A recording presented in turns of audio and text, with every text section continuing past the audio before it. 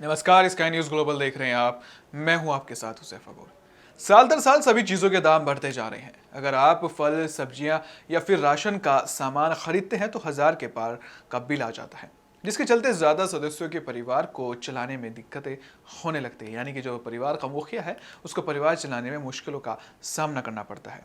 आपको बता दें कि भारत की खुदरा मुद्रास्फीति अक्टूबर 2020 में 6.5 साल के सबसे ऊंचे स्तर 7.6 तक पहुंच गई है।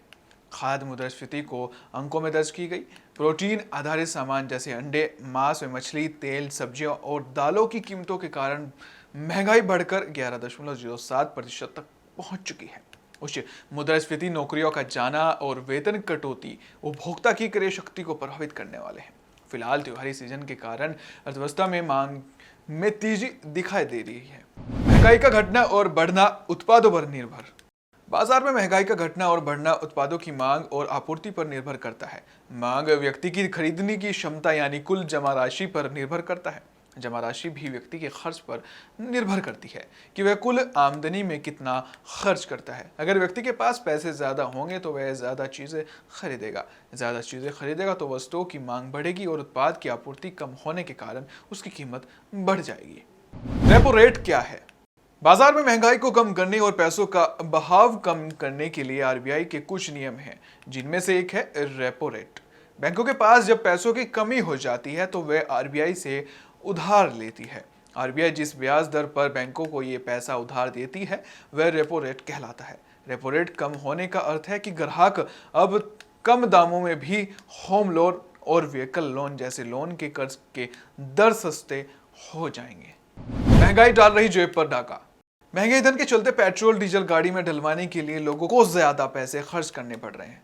सीएनजी से लेकर खाना पकाने वाले गैस पीएनजी के दामों में 50% तक का इजाफा बीते 6 महीने में हुआ है। खाने के तेल, खासतौर से सरसों का तेल, अभी भी 200 रुपये प्रति किलो में मिल रहा है या उससे ज्यादा भी। गेहूं के दाम बढ़े हैं जिसके चलते आटा भी महंगा हो रहा है, लेकिन इतने ज़्यादा महंगे नहीं हुए हैं कि जिससे किसानों को फ़ायदा हो सके। किसानों की कहे कहना है कि अभी भी हमको फ़ायदा नहीं हो रहा है। एफएमसीजी कंपनियों ने कच्चे माल के दामों में बढ़ोतरी के चलते साबुन, डिटर्जेंट और शैम्पू के दाम बढ़ा दिए हैं। तो कंज्यूमर ड्यूरेबल्स कंपनियों ने कमोडिटी के दामों में इजाफे के चलते एसी, फ्रीज से लेकर अपने प्रोडक्ट्स के दाम भी बढ़ा दिए हैं। ऑटोमोबाइल कंपनियों भी इसके चलते कार और टू व्हीलर के दाम बढ़ा चुकी हैं। इसका नुकसान अर्थव्यवस्था को होगा।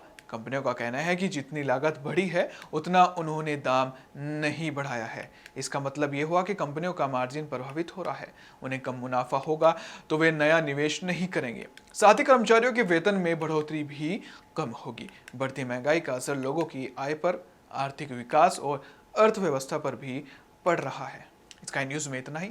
नमस्कार।